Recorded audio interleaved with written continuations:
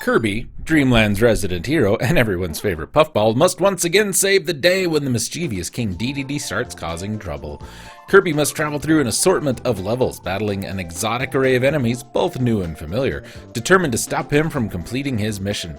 Always armed with his trusty ability to swallow enemies and gain special attacks, Kirby can also unite with some of his animal friends and make use of their particular talents. Featuring detailed graphics, challenging boss battles, and the distinct charm of a Kirby game, it's no wonder this title is considered a classic. This is Kirby's Dream Land 3 from HAL Labs and Nintendo, released in 1997. Wow, are they still making games in 1997? Well, clearly, and this was one of them. November. This was a Christmas release, 1997.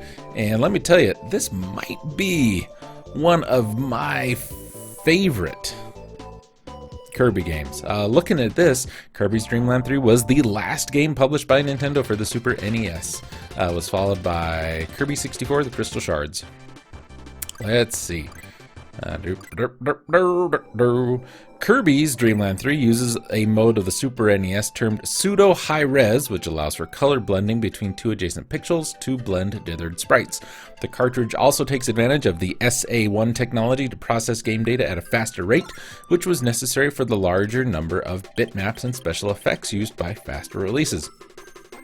It received mixed to positive reviews from critics and fans. IGN gave it a fairly positive review on the Virtual Console re-release.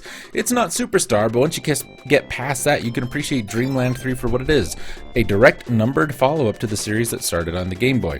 Nintendo Life gave it 6 out of 10, criticizing the lack of difficulty but praising the stylized graphics. However, a different reviewer for the same website gave the Virtual Console re-release 7 out of 10, calling it a lovable gaming experience and a worthy sequel.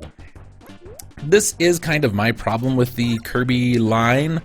It's kind of the similar thing to the Mega Man line. We have like Kirby games, and then we have Kirby's Dream Land, which I feel like follows a more consistent thread, a consistent line. You know, kind of like Mega Man X does its own thing, Mega Man does its own thing, Battle Network and Zero and all these other things kind of do their own thing.